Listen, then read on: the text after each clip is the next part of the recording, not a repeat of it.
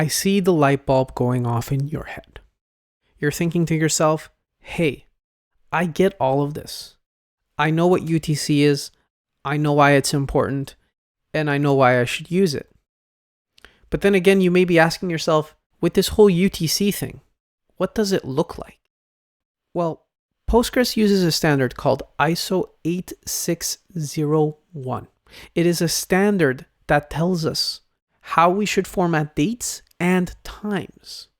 Standard that basically says, hey, guys, when you're working with dates and times, just show them like this. Just process them like this. And everything will be straightforward.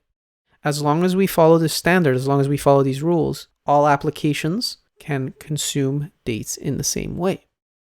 Now, it stands to reason that ISO 8601 as a standard doesn't necessarily show you a date and time in the way that you would view it in your home country. For instance, me in Belgium, well, when I lived in Belgium at least, we would show dates day, month, year with slashes in between.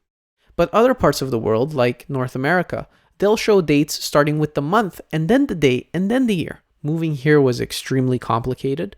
I made many mistakes on many forms. That said, ISO 8601 is a standard that we want to use on computers. It doesn't mean that when we send the date to the end user, we can't still format it in the way it should look for them at that point in time. But all along the chain, we want to follow standards. And since we're in the database layer, since we're at this place where we're storing everything, we want to follow as many standards as possible so that all other applications that consume our data can base themselves off of the standards. And we are basically at the lowest possible level of data. We're storing it, we're holding it. So following these standards is of vital importance for us so that other applications understand how to consume what we give them. Now, how does that look?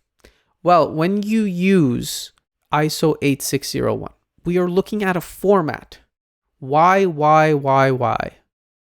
Now I can hear you thinking, why am I working with dates and times? But trust me, it makes more sense than it looks in this obscure format. Y, MMDD, T, HH, MMSS. All right, what does this mean? Well, this is the ISO 8601 format for date time, both the combination of date and time.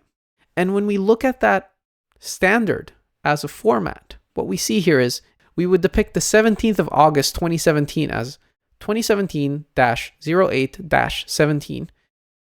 And then we would say the time is 12:47:16.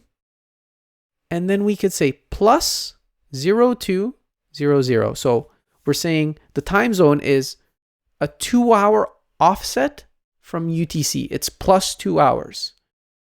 That makes sense. So in this one string, we are depicting so much information. And by following a standard, we now have a standard way of saying, well, if this is the way things are going to come in, I know how to understand them. Year, month, day, hour, minute, second, time zone. So optionally behind this, there is a plus with the time zone. This is optional because if you do not give it, it will assume that it is already in UTC. It does not have a time zone, therefore it is UTC format. The ISO 8601 is a document that specifies how things should be formatted. UTC is a time standard, and not giving a time zone to something assumes that it is already UTC. Is all of that making sense? Because it can become confusing. In any case, always remember UTC is a time standard. ISO 8601 is a formatting standard. It is a way to depict a UTC date and time in a uniform way for which we can understand it. And we already said that Postgres at its core uses UTC. And the way Postgres will store date formats is in the standard of ISO 8601.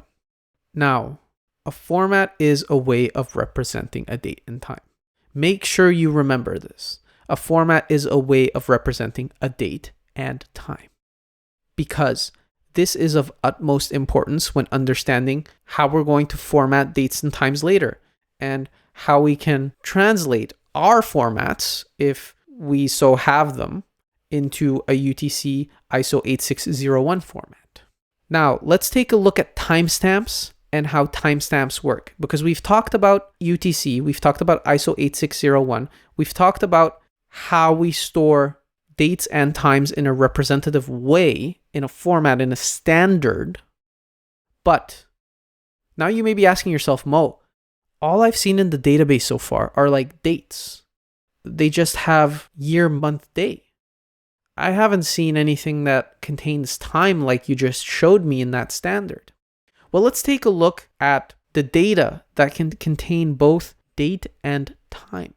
And we call them timestamps. So let's zoom into that.